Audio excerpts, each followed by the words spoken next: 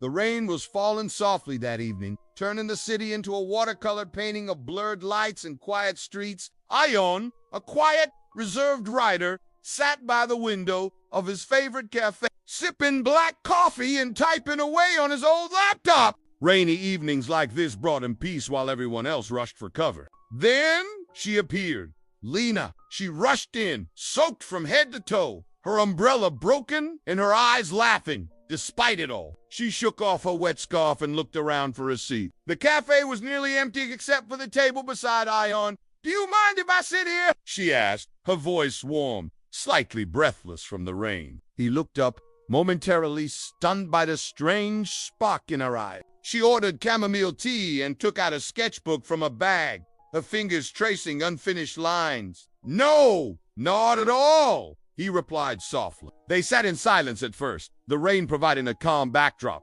"You draw?" Ion finally asked, unable to hide his curiosity. She smiled. "I try. And you?" "I write." They never exchanged phone numbers, never planned to meet, but somehow, every rainy day, they both ended up in that cafe, about books, about dreams, about everything and nothing. She glanced at his screen and grinned. "Looks like we're both lost in our worlds." That was the beginning. Over the next few weeks, rain became their secret meeting time. He would write, she would draw, and they would talk. One day, as the rain poured harder than ever, she placed her sketchbook in front of him. On the page was a drawing of him sitting by the window, lost in thought, with rain cascading outside. "For you," she whispered.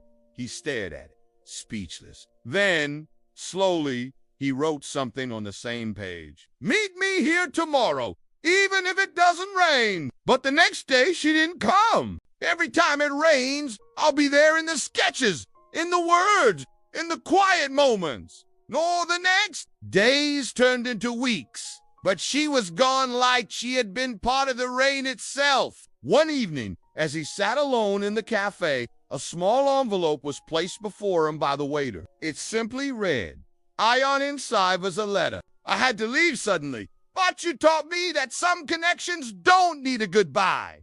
I hope someday we'll meet again. Until then, keep writing. Lena." He smiled through the ache in his chest, holding the letter close. From that day on, every time it rained, he still sat by the window, hoping, believing, and writing stories about her.